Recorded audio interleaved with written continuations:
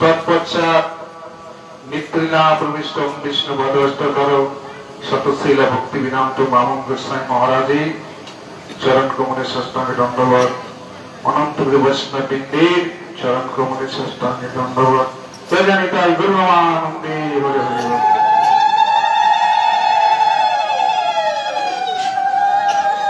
যাই হোক, মহাপ্রভু বলেছেন বলিতে না দিয়ে বৈষ্ণব সেবা নিস্তার পেয়েছে দেওয়া। কলিতে বৈষ্ণব সেবার নাম সংকীর্তন দুই করো এক অচিরা তবে শ্রীকৃষ্ণ চৈতন্য চরণ। এরা কেন সিদ্ধান্ত করলেন? কারণ কলির জীবের পক্ষে ধ্যান, যজ্ঞ, তপস্যা এদের পক্ষে সম্ভব নয়। কেননা এরা ধ্যানও করতে পারবে না, যজ্ঞ করতে পারবে না, পূজাও করতে পারবে না। এই জন্য কলির জীবের অল্প আয়ু, এরা বৈষ্ণব সেবা দেবে আর হরিনাম সংকীর্তন করবে, এতেই কলির জীবের মুক্তি হয়ে যাবে। এটাই ভগবানন্দের হরে হরে বল। এই জন্য বৈষ্ণব সেবার বিধান দিয়েছে। যারা এখানে সেবা দিবে পরবর্তীকালে পাবে, যারা সেবা দিবে না পরবর্তীকালে পাবে না। আগে জমা দাও, তারপরে লাইনে দাঁড়াতে হবে। এই জন্য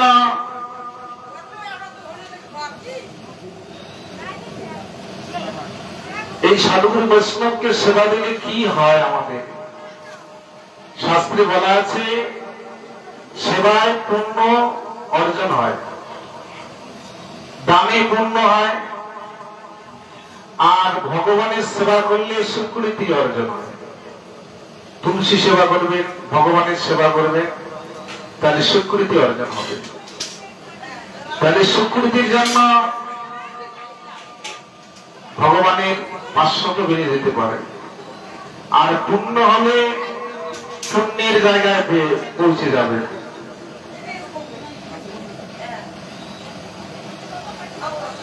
এই জন্য বলেছে, শাস্ত্রে বলেছে যে এই নাম নিরন্তর, অর্থাৎ শয়নে স্বপনে নিদ্রা জাগরণে নিঃশ্বাসে বিশ্বাসে সবসময় এই নাম স্মরণ করবে। এই নাম শ্রবণ করলে তাহলে তোমার কুচিন্তা, কুমনোভাব, বৃত্তিগুলি ধীরে থেকে মনের থেকে ধীরে ধীরে সরে যাবে। আর যত নাম গ্রহণ করবে না, ভগবানের নাম স্মরণ করবে না, তাহলে কি হবে? মায়া, মহামায়া সংসারে দ্বন্দ্ব দিবে, তারে তাপত্রায় তারে জারি মারে। ভগবানের নাম যদি স্মরণ করা না হয়, বিদায় গুণের নাম, তাহলে তিনটা ধাপে তাকে দধিভুক্ত হতে হবে: আদি ভৌতিক, আদি দৈবিক, আধ্যাত্মিক। এই ত্রিতাপ জনিত জ্বালায় তাকে দধিভূত হতে হবে। এই জন্য সাধু সঙ্গের সিদ্ধান্ত দিয়েছেন সব শাস্ত্রের মধ্যে।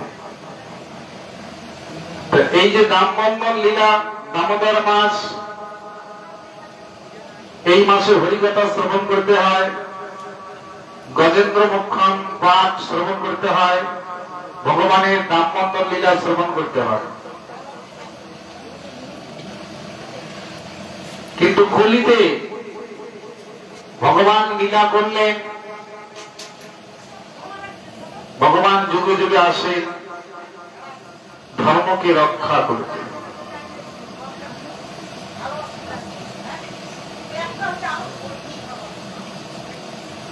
তাই আমরা যা কিছু এই ধরাধামে পেয়েছি ওটা কর্ম অনুসারে। এই জন্য নিয়ত প্রতিদিন আমাদের ভগবানের জয়ধ্বনি দিতে হবে, গুরুদেবের জয়ধ্বনি দিতে হয়। ঘুম থেকে উঠেই গুরুদেবের জয়ধ্বনি দেবেন, ভগবানের জয়ধ্বনি দেবেন, তাহলে জীবনটা জয় জয় করে হয়ে যাবে। আর যদি ভগবানের গুরুদেবের জয় না দেয়, তাহলে সংসারে ঘোর বন্ধন বাড়তেই থাকবে। সংসার কারাগার রচিত সংসার, এই কারাগারে আবদ্ধ হয়ে থাকবো। কখন যে বেলা ডুবে যাবে সেই হিসাবও থাকবে না, খেয়ালও থাকবে না। আমরা সচেতন হব কি করে? আমি কে, কি মোর কর্তব্য, এই সংসারে এসে আমার কি করা কর্তব্য, সেটা যদি জানা না হয় জীবনটা ফাঁকায় পড়ে যাবে। লোচন বলে সেও পাপি এলো আর গেল। যদি এই তথ্য জানা না হয় তাহলে আসা যায় সার হবে। এবার মানুষ হয়েছি, পরবর্তীকালে মানুষ আর নাও হতে পারে। এই জন্য ৮০ লক্ষ জনই আমাদের ভ্রমণ করে ৪ লক্ষ জনই মানব জন্ম পেয়েছি। তার মধ্যে দুর্লভ যেমন শ্রেষ্ঠ হচ্ছে মানব জন্ম। সাধুগুরু বৈষ্ণব যদি বাড়িতে এসে যায় তাহলে জানবেন ভগবান বাড়িতে এসে গেছে। কেননা শাস্ত্রে বলা আছে আমি কোথাও থাকি না। কোথায় থাকি? বৈষ্ণব হৃদয়ে সদা গোবিন্দ বিশ্রাম। বৈষ্ণবের হৃদয়ে আমি বিরাজ করি। সেই বৈষ্ণব যদি কারো বাড়িতে এসে যায়, কৃপা করে সেই বৈষ্ণবকে যদি সেবা দেন বা দান করে, তাহলে পুণ্য আপনার অর্জন হতেই থাকবে। নিতাই গৌরবানন্দে হরি হরি বল। তাই একজনের বাড়িতে, জমিদারের বাড়ি, ৪ তলা বাড়ি, তার কোনো অভাব নেই, কিন্তু ওই জমিদার কিন্তু কাউকে কোনোদিন ভিক্ষাও দেয় না, কোনো কিছু দান করে না। ছেলে কিন্তু ৩-৪। ওই ভিখারীরা যদি যায় দরজায়, ওই দরজায় ঢুকতে দেয় না। বলে এই যে ধন সম্পদ আমি এত কষ্ট করে রোজগার করেছি, ভিখারির জন্য নয়, সাধুর জন্য নয়, এটা আমি ভোগ করবো। এই জন্য শাস্ত্রে বলেছে যে যত ভোগী সে তত বড় রোগী, যার যত ভোগ তার তত বড় রোগ। ভোগ সকলকে করতে হবে, বাঁচতে গেলে খেতে হবে। তাই তিনি দরজায় বসেছিলেন। এক সাধু বাবা ওই ভিক্ষা করতে গেছিলেন ওই জমিদারের বাড়ি। এখন সে গিয়ে দরজার সামনে বলছে হরিবল হরিবল, হরে কৃষ্ণ, বাড়িতে আছেন মা, আমাকে এক মুষ্টি ভিক্ষা দেবে? ওই বুড়ো কিন্তু দরজার সামনে লাঠি নিয়ে বসেছিল। বলছে কে? বলছে ও বাবা আমি। তুমি কে? আমি তো একটু মাদুকুরি করি, মন্দিরে আশ্রয় গ্রহণ করি, ভিক্ষে করে ভগবানের সেবা করি। তো তুমি এখানে কেন এসেছো? আমি ভিক্ষায় এসেছি। এত সাম্রাজ্য আমি রোজগার করেছি তোমার জন্য, যাও। আমরা ভিক্ষা দেই না, কোন সাধুকে দানও করি না, ভিক্ষা দেই না। এখন ওই সাধু মনে মনে ভাবছে এই বুড়ো তো ভিক্ষা দেবে না। আচ্ছা বাবা, তুমি যে ভিক্ষা না দাও, এখানে যদি না দেবে পরবর্তীকালে কোথায় যাবে? বলে ওগুলি আমাকে বোঝাইতে হবে না, ওই সাধুদেরকে গিয়ে বলো। ওরা মানুষকে এইরকম ভাবে নানা রকম ভাবে বুঝিয়ে ঠকিয়ে নেয়। আমি অনেক দেখছি সাধুরা এইভাবে ঠকায়, বলে এটা দাও সেটা দাও, তোমার অনেক সুকৃতি পূর্ণ অর্জন হবে। ওগুলি আমি বিশ্বাস করি না, তুমি চলে যাও। তখন সাধু বলছে আচ্ছা আপনি যেই কথা বলছেন, আপনার কর্ম অনুসারে আপনি এই পৃথিবীতে এসেছেন, কর্মফল শেষ হলে এখান থেকে যেতে হবে, কিন্তু তুমি একবারে ভাবছো না? কেননা আমি আগে থেকে ভেবেছি কারণ যতদিন বাঁচবো লুটু করে খাবো, কাউকে দেব না। তাহলে তুমি যদি কাউকে না দেবে পরবর্তীকালে পাবে না। এইরকম ভাবে ওই জমিদার বৃদ্ধ সঙ্গে তার তর্ক বিতর্ক চলছে সারাদিন। ওই সাধুও যাচ্ছে না,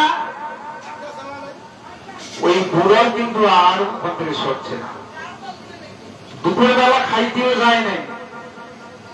এখন তিন ছেলের তিন বউ, বড় বউ, মেজ বউ, সেজ বউ, এরা চিন্তা করছে আজকে আমার শ্বশুর মশাই খাইতেও আসতো না, কি ব্যাপার, কার সঙ্গে ঝগড়া বেঁধেছে। সারাদিন ঝগড়া করতে করতে এরকম ভাবে প্রশ্ন উত্তর করতে করতে সারাদিন চলে গেল। তিন তারা থেকে মেজে বউ দেখছে আমার বাবা শ্বশুর মশাই একটা সাধুর সঙ্গে সকাল থেকেই তর্ক বিতর্ক করছে, সাধুও যায় না, বাবাও আর ছাড়ছে না। আমাকে কোনো একটা কিছু বলতে হবে, না বললে মনে হয় সরবে না। তখন তিন তালা থেকে মেজে বউ নামতেছে আর চিৎকার করে বলছে, ও সাধু বাবা, আমার শ্বশুর মশাই পুরানটা খাচ্ছে, নতুনটা এখনো হাত দেয় নাই। এই কথা বলা মাত্রই সাধু আর কোনো কথা বললো না, হন হন হনকে চলে যাচ্ছে, আর ওকে কোনো কথা বললো না। এবার বুড়া ওই জমিদার মনে মনে ভাবলো এই কথাটার এত পাওয়ার, সারাদিন আমি এত কথা বললাম তবু সাধু আমার কাছ থেকে সরছে না, আর বৌমা দূরের থেকে কি যে একটা কথা বললো, কথাটা শুনেই সাধু হঠাৎ করে চলে যাচ্ছে। তখন সেই বৃদ্ধ বলছে, বৌমা বৌমা, আচ্ছা তুমি যে এই মন্ত্রটা জানো, আগে কেন আমাকে বলুন? এই মন্ত্রটা যদি আমি আগে জানতাম তাহলে সাধুর সঙ্গে এত ঝগড়া হতো না, ওই মন্ত্র বললে পালিয়ে যেত। তখন তার বৌমা বলছে, বাবা আমি তো কোনো মন্ত্র জানি না, তা তুমি যদি মন্ত্র না জানো তাহলে কি বললে দূর থেকে এত বড় বলার কথা? ওই কথাটা বলার সাথে সাথে সাধু চলে গেল আর আমাকে কোনো কথা বললো না। তখন বলছে, বাবা আমি কোনো কিছু বলিনি, খালি এইটাই বলেছি, ও সাধু বাবা, আমার শ্বশুর মশাই পুরানটা খাচ্ছে, নতুনটা এখনো হাত দেয়নি। মানে তার মানে কি? তার মানে শুনলে আমি তোমাকে বলছি, আপনি পুরানটা খাচ্ছেন, এই জন্মের আগের জন্মে ভালো কর্ম করেছেন, এই জন্য 4 তলা বিল্ডিং হয়েছে, টাকা পয়সা ধন সম্পদ অনেক কিছু হয়েছে আপনার পুণ্যের জন্য। তাহলে আপনি পুরানটা খাচ্ছেন, নতুনটা এখনো হাত দেয় নাই। এতদিন পর কোন সাধুকে সেবা দিয়েছে? বলছে না। কোন বৈষ্ণবকে দান করেছে? না। কোন ভিখারিকে ভিক্ষা দিয়েছে? বলে না। তাহলে আপনি পুরানটা খাচ্ছেন, নতুনটা এখনো হাত দেননি। এই কথা শোনা মাত্রই তার জ্ঞান চক্ষু ঘটে গেল, কথা তো সত্যি। আমি মোহে পড়ে মায়ায় পড়ে আমার আমার বলে সব ভুলে গেছি, কোন সাধুকে দান করিনি, কোন বৈষ্ণবকে ভিক্ষা দেয়নি। বলছে, মা বৌমা তুমি আমার জ্ঞানের আলো জ্বলে দিলে মা, সত্যি তো এই সংসার কারাগার আমি এতদিন বুঝতে পারিনি, তুমি আমাকে কৃপা করো, কি করিলে আমি মুক্তি পাবো, কি করলে মানব জন্ম ধন্য হবে। তখন তার বৌমা বলছে যে আমার বাবা সে পরম বৈষ্ণব, তুমি তার কাছে যাও, তার কাছে গেলে তুমি সিদ্ধান্ত পাবে, অন্য জায়গায় গেলে সিদ্ধান্ত পাবে না, সিদ্ধান্ত ভুল দিয়ে দিবে। অন্য জায়গায় গেলে কি সিদ্ধান্ত দেবে? তোমার এখনো সময় হয় না, তোমার ছেলের বিয়ে হয়নি, মেয়ের বিয়ে হয়নি, ছেলেটার বিয়ে হয়ে যাক, মেয়েটার বিয়ে হয়ে যাক, তারপরে সাধু হয়ে যাক, এই সিদ্ধান্ত দেবে। ওটা ভুল সিদ্ধান্ত। আর সাধুর কাছে যাবে, ও কি সিদ্ধান্ত দেবে যে মানব জীবনে ঠিক নাই, মানুষ ঘুমালে মৃত্যু হয়ে যায়, কার যে কখন মৃত্যু হবে এটা বলা যায় না। যেটুকু সময় তুই আছিস, এইটুকু সময় তোর ছেলের বিয়ে, মেয়ে বিয়ে, ওটা চিন্তা তোর করতে হবে না। ওটা ভগবান দিয়েছে, ওই চিন্তাটা ভগবানের মাথায় আছে, তোর মাথায় নেই। মানুষের মাথায় চিন্তা করে কি মেয়েটাকে কি করে বিয়ে দেবো, ভগবান আগে যুক্তি করে রেখেছে কি করে বিবাহ হবে। কোন গরিব মানুষের বাড়িতে দেখবেন 5টা 7টা মেয়ে আছে না, এরকম বিয়ে হয় না। মানুষ বলে ভাটা কেটে খায় 7 টাকার মেয়ে, আরে ওগুলি বিয়ে দেবে কি করে? ওই চিন্তাটা মানুষের নয়, ভগবান বিয়ে দিবে কি করে আগে তো ঠিক করে রেখেছে। জন্ম যখনই দিয়েছে তার আগে খাদ্য জোগাড় করে রেখেছে, রাখে না? যখন মায়েরা গর্ভবতী হয়, সন্তান জন্মের পরে কি খাবে সেটা আগেতে তৈরি করে রাখে। মাতৃস্তনযুক্ত ধীরে ধীরে পরিপূর্ণ হয়ে যায়। এই জন্য জন্মের আগে যেমন খাবার তৈরি হয়, ওই সাধু হওয়ার আগে দুর্নাম করা মানুষ তৈরি হয়, হয় না? এখন তো সাধু হয়নি। কার্তিক মাসে যদি তিলক পড়ে গিয়েছেন, সবাই তো তিলক দেয়, আমারও মনটা আছে আমি একটু দেই। এবার সাধুকে, ওই সাধুর সঙ্গে বেরিয়ে আপনি যদি তিলক দিয়ে যান, ওরে বাবা এ তো চাকরি করে হওয়ার তিলক দিয়ে আছে, এ তো সাধু হয়ে গেছে, বড় সাধু। আর ওই অপমানের ভয়ে লোকে বলবে বড় সাধু, ওই জন্য আমরা তিলক চাই না, মালা পড়ি না, দুর্নাম করবে। এটাই বলছে মহাপ্রভু সিদ্ধান্ত দিয়েছে যে হাতির মতো চলা অভ্যাস করতে হবে। হাতি যদি গ্রামে ঢুকে, আচ্ছা হাতি যদি গ্রামে ঢুকে, মানুষ দেখার কোনো ছোটে না, এই হাতি এসেছে, হাতি এসেছে, ওই একজনে আরো 10 জন নিয়ে যায়, চলে ঢুকে। আচ্ছা যত চিৎকার হাতির পিছনে, সামনে কেউ যায়? সামনে কেউ যায় না, সব চিৎকার পিছনে। আর ওই মানুষের চিৎকার শুনে হাতি কি দাঁড়ায়? দাঁড়ায়ও না, দেখেও না। এই জন্য হাতির মতো চলা অভ্যাস করবে। তুমি তিলক পড়বে, মালা পড়বে, কে কি বলবে ওটা দেখার নেই, তুমি সামন দিয়ে চলতেই থাকবে। অবশেষে কি হবে? চলতে চলতে যখন দেখবে যে এ তো প্রতিদিন ভগবানের সেবা দেয়, মঙ্গল আরতি করে, কীর্তন করে, যখন দীর্ঘদিন হয়ে যাবে, ওই যারা যারা তোমার নিন্দা করছে, ওরা এসে তোমার চরণে পড়ে প্রণাম করে বলবে তুমি তোমার জীবন ধন্য, আমাদের হলো না। নিতাই এই জন্য যারা বেশি পাপ, যেমন জগাইমাতে পাপী ছিল, জগাইমাতার কথা বললে সবাই জানে ওটা মহাপাপ। এমন কোন মানুষ জানে না জগাইমাতে পাপী নয়। তাহলে এত পাপী হয়ে চিত্রগুপ্ত খাতায় লিখে শেষ করতে পারে না প্রতিদিন, তাহলে এত পাপ, লড়ি লড়ি পাপ, কিন্তু সেই পাপ 1 সেকেন্ডে নষ্ট হয়ে গেল। কি করে? মহাপ্রভুর কৃপায়। মহাপ্রভু এই জগৎকে দেখিয়ে দিলেন, ওরে জগতের জীব, তোমরা কোনো চিন্তা করো না, তোমার যে মহাপাপী জগাই মাদাই, তাদেরকে আমি উদ্ধার করবো। তারা যদি উদ্ধার হয়, আর তোমার তো এমনি একবারের নাম নিলে উদ্ধার হবে। নিতাই গৌতমানন্দে হরি হরি বল। তাহলে জগাই মাদাই এত পাপ করলেন, কিন্তু সে পাপ 1 সেকেন্ডে খণ্ডন হয়ে গেল। যমরাজ এসেছিল খাতাপত্র নিয়ে, কিন্তু পালিয়ে গেল। কি করে এত পাপ 1 সেকেন্ডে বিনাশ হয়ে গেল?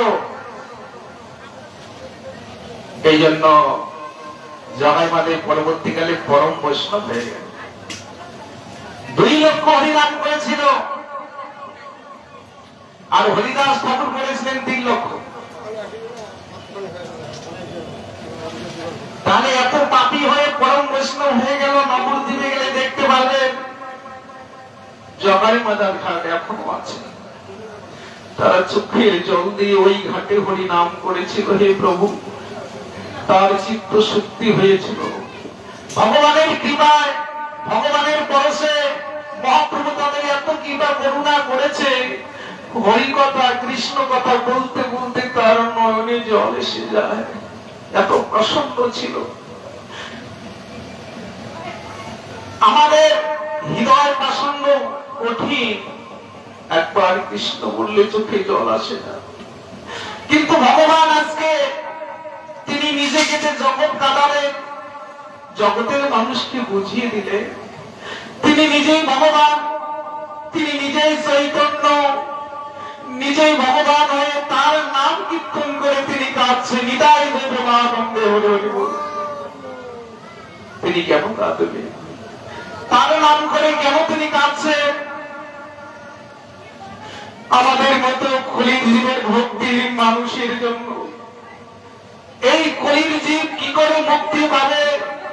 এরা তো কেউ কৃষ্ণ নাম করে না, এরা সারাদিন ভোর 4টা থেকে রোজগারের জন্য মাঠে ছুটে সারাদিন আপন তখন কথা বলে, আমার কথা বলে না। কি করে এরা মুক্তি হবে? এদেরকে উদ্ধার করার জন্য হরিনাম আমাকেই করিতে হবে, নিতাই প্রেমানন্দে হরি হরি বলবে। তাই তিনি কৃষ্ণ নাম করে কেটে চোখের জলে মুখ ভাসিয়ে দিতেন। কোথায়? শ্রীবার সঙ্গীরার মাঝে দুটি বাহু উত্তোলন করেছিলেন। শ্রীবাসের একটাই মাত্র বুদ্ধ ছিল, এই কলিযুগে একটাই মাত্র পুত্র ছিল। শ্রীবাসের স্ত্রীর নাম হচ্ছে মালিনী দেবী। প্রতিদিন শ্রীবাস ভিক্ষায় যায়, কিন্তু এক মুষ্টি করে ভিক্ষা নিয়ে আসে, আর ওইটুকু ভোগ দেয়। মালিনী দেবী ভোগ দিয়ে তার ছেলেকে দেয়, তার স্বামীকে দেয়, দেওয়ার পর যেটুকু থাকে ওইটুকু প্রসাদ গ্রহণ করে তিনি জীবন নির্বাহ করতেন। একদিন রাত্রিবেলায় শ্রীবাসের স্ত্রী মন খারাপ করে বসে আছে। শ্রীবাস বলছে, মালিনী, আচ্ছা তোমার কোনো কিছু হয়েছে? তুমি যে সব সময় মনমরা হয়ে বসে থাকো, তোমার কোনো ব্যাধি হয়েছে? তুমি বলো, আমি ঔষধ নিয়ে আসি। মালিনী বলছে, প্রভু, আমার কোনো ব্যাধি হয়নি, কিন্তু তুমি যদি আমার মনের বাসনা পূরণ করতে পারো তাহলে আমি তোমাকে কথাটা বলতে পারি। বলো মালিনী, তোমার কি কথা আমি পূরণ করতে যদি পারি? যে প্রভু, আমি অনেকদিন থেকে মনে মনে কামনা করেছি আমি একটা বৈষ্ণব সেবা দেব। মালিনী, তুমি যে বৈষ্ণব সেবা দেবে, আমাদের যে কোনো অর্থ করে নেই, কি করে দেব?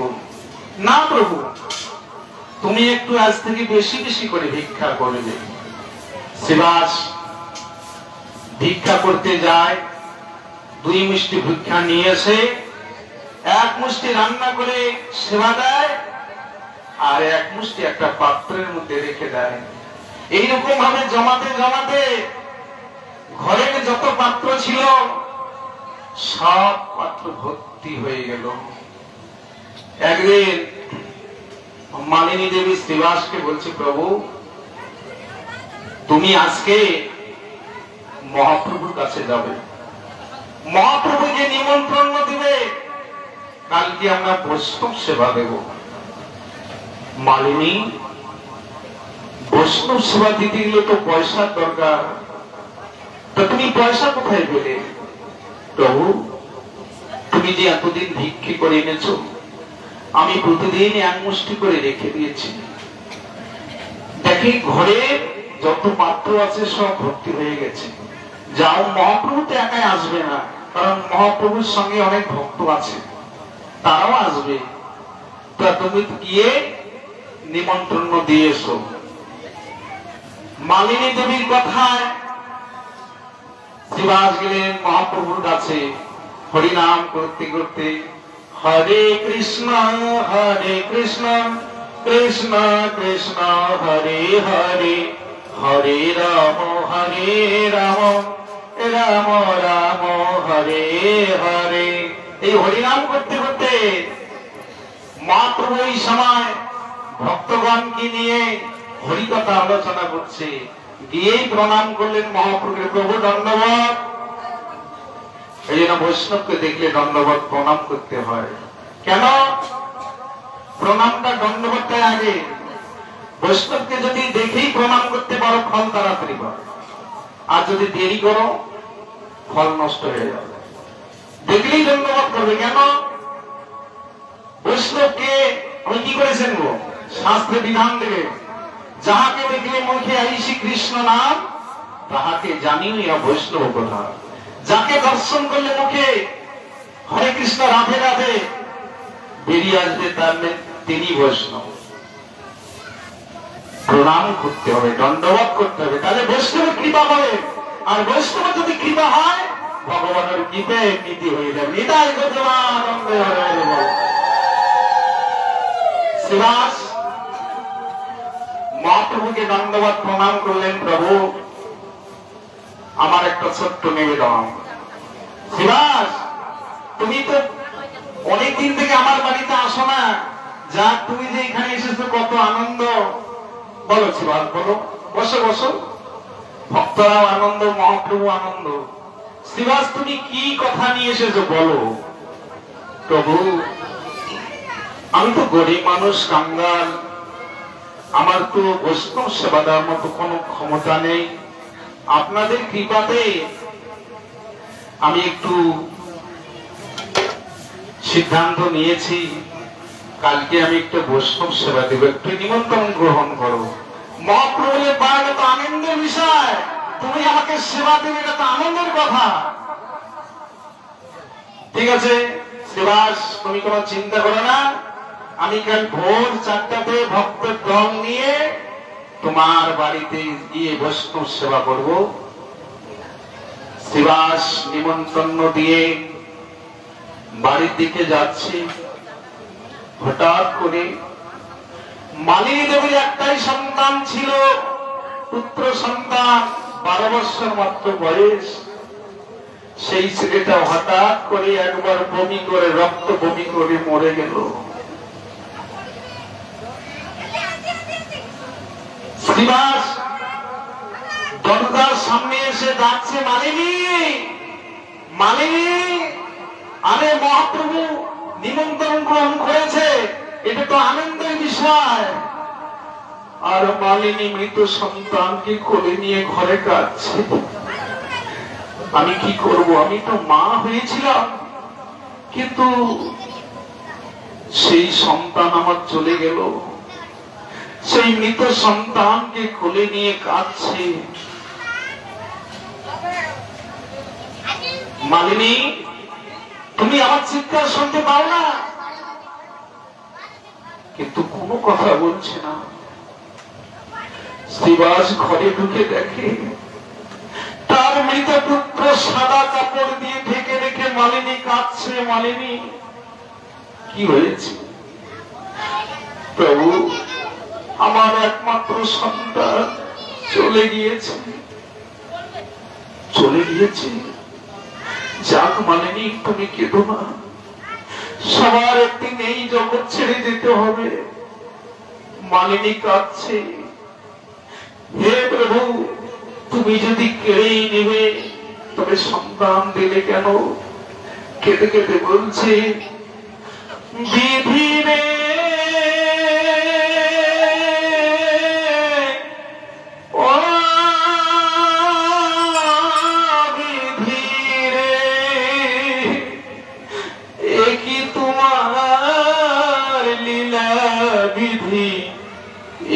তোমার খেলা,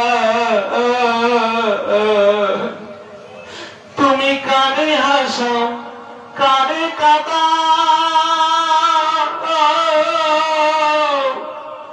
তোর লীলা বুঝাবা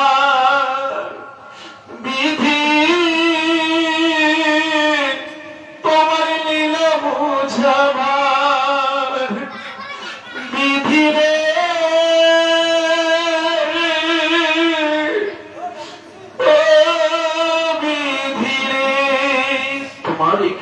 প্রভু এই চলা চরাচর জগতে কাউকে হাসাও, কাউকে কাঁদাও। ও গো ভগবান, ও গো দয়াময়, তুমি নাকি করুণাময়। ও গো ভগবান, ও গো দয়াময়, তুমি নাকি করুণাময়। যে ডাকে তোমারে তুমি কৃপা করো তারে, বলো প্রভু কি হবে আমার। হে প্রভু, আমার যে মা বলার আর কেউ নেই, আমাকে কে মা বলে ডাকবে? এমন সময় মহাপ্রভু ভক্তগণকে নিয়ে হরিনাম করতে করতে শ্রীবাসের বাড়িতে যাচ্ছে। হরে কৃষ্ণ হরে কৃষ্ণ কৃষ্ণ কৃষ্ণ হরে হরে, হরে রাম রাম রাম হরে হরে, হরে কৃষ্ণ কৃষ্ণ কৃষ্ণ হরে হরে, হরে রাম রাম রাম হরে হরে। শ্রীবাসের বাড়িতে দরজার সামনে ভক্তরা মহাপ্রভুর সঙ্গে নিয়ে আসবেন। এবার শ্রীবাস বলছে, মালিনী মালিনী তুমি কেঁদে না, মহাপ্রভু যেন জানতে না পারে যে আমার সন্তান মারা গেছে। চলো মালিনী, আমরা মহাপ্রভুর সেবা করি। মালিনীকে সঙ্গে নিয়ে এসে মহাপ্রভু চরণ ধৌত করে দিলেন। ভক্তরা সবাই কীর্তন করছে। কীর্তনের মাঝে মহাপ্রভু এই হরিনামে কোনো আনন্দ পাচ্ছে না। ভক্তদেরকে বলছি, ওই ভক্তগণ, এই শ্রীবাসের বাড়িতে কোনো কি অমঙ্গল হয়েছে? এতদিন আমার কত আনন্দ আসে, আজকে কেন আমার আনন্দ পাচ্ছি না? শ্রীবাস, তোমার বাড়িতে কোনো অঘটন হয়েছে? না প্রভু, আমাদের বাড়িতে কোনো তো অঘটন হয়নি, আমাদের বাড়ি তো সবাই ভালোই আছে। এক ভক্ত বলছি, প্রভু শ্রীবাসের একমাত্র পুত্র মরে গিয়েছে। শ্রীবাস, তুমি আমাকে কথাটা বললে না, তোমার পুত্র মরে গেছে, আমি হরিনাম বন্ধ করে দিতাম। এই যে আমরা ভাগবত আসরে এসেছি, বাড়িতে যদি একটা অঘটন হয় এখানে থাকতে পারবো? আমার যদি কেউ মারা যায় আমার যেতেই হবে। কিন্তু শ্রীবাস মৃত সন্তানকে ঘরে রেখে মহাপ্রভুকে বলছে আমার বাড়িতে কোনো অমঙ্গল হয়নি। অন্তর্যামী ভগবান তিনি জানতে পারলেন, শ্রীবাস তুই আমাকে মিথ্যা কথা বললি, তো শ্রীবাস ছেলে মরে গেছে। মহাপ্রভুর সঙ্গে ছুটতে ছুটতে ঘরে গেলেন। মালিনী দেবীকে বলছে, মা তোমার কি হয়েছে? আমাকে মা বলবে না, কারণ আমি মা হতে পারিনি। একদিন মা হয়েছিলাম, কিন্তু এখন আর মা হইনি। মহাপ্রভু সেই মৃত সন্তানকে কোলে নিলেন, কোলে নিয়ে প্রাণ দান করলেন, চৈতন্য দান করলেন। দান করিয়ে মৃত সন্তানটি উঠে বসলো। মৃত সন্তানটি কথা বলছে। মহাপ্রভু তাকে প্রশ্ন করলেন, ওরে বালক, 12 বছর মাত্র তোমার বয়স, এই অল্প বয়সে কেন তুমি চলে যাচ্ছ? ছেলেটি কাঁদতে কাঁদতে বলছে, প্রভু আপনি আমাকে এই প্রশ্ন করলেন, সত্য আপনার লীলা প্রভু। কর্ম নিজে জীব এখানে আসে আর কর্ম ফলেই চলে যায়। কেউ মাতৃগর্ভে মরে যায়, কেউ ভূমিষ্ঠ হয়ে মরে, কেউ কিছুদিন বাদে মরে, মরতে সকলকেই হবে। প্রভু আমি যে তোমার কীর্তন শুনতে শুনতে চলে যাচ্ছি, এটা আমার পরম মঙ্গলময়। তুমি আমাকে কৃপা করো, আমি যেন তোমার নাম শুনতে শুনতে দেহ ত্যাগ করতে পারি। কেন তোমার মা কাঁদছে, তোমার বাবা কাঁদছে তার জন্য না? কে কার মা, কে কার বাবা? এই জগৎ সংসার তো অনেক বাবা পেয়েছি, অনেক মা পেয়েছি। এই যে আমি মরে যাচ্ছি, আমার মা বাবা বেঁচে থাকলো, পরবর্তীকালে তো আমার একটা গর্ভে যেতে হবে, আমার একটা মা পাবো, আমার একটা বাবা পাবো। তাহলে যতবারে যাচ্ছি ততবারই মা বাবা পেয়েছি। তাহলে কে কার মা, কে কার বাবা? সব তো তোমার লীলা প্রভু। আসা যাওয়া এটা অভিনয়। তুমি আমাকে কৃপা করো, আবার যেন তোমার নাম শুনতে শুনতে আমি দেহ ত্যাগ করতে পারি। নিতাই গৌরানন্দে হরে হরে। এই কথা বলে মৃত সন্তান ছেলেটি আবার মরে গেল। এবার মালিনী দেবী বুঝতে পারলো আমি যাকে সন্তান ভাবলাম, কিন্তু সন্তানই আমাকে বাদ দিল। তখন মহাপ্রভু তাকে বললেন, মা, তোমাকে যদি কেউ মা না বলে, আমরা এই নিতাই ওর দুই ভাই মা বলবো। তুমি তাড়াতাড়ি ভাইকে সাজিয়ে দাও, আমরা দুই ভাই সৎকার করব। সৎকার করিয়েছে মায়ের চরণে মালিনী দেবীকে প্রণাম করে বলছে, আমরা যতদিন এখানে আছি ততদিন তোমাকে আমি মা বলবো। এই জন্য দুই ভাই মালিনী দেবীর চরণে প্রণাম করে তার কোলে বসলেন। মায়ের কোলে বৈষ্ণব আমার গৌরার নিতাই, তারা গাইতে এলাম পথে ঘাটে হরিনাম জীবে দেয়।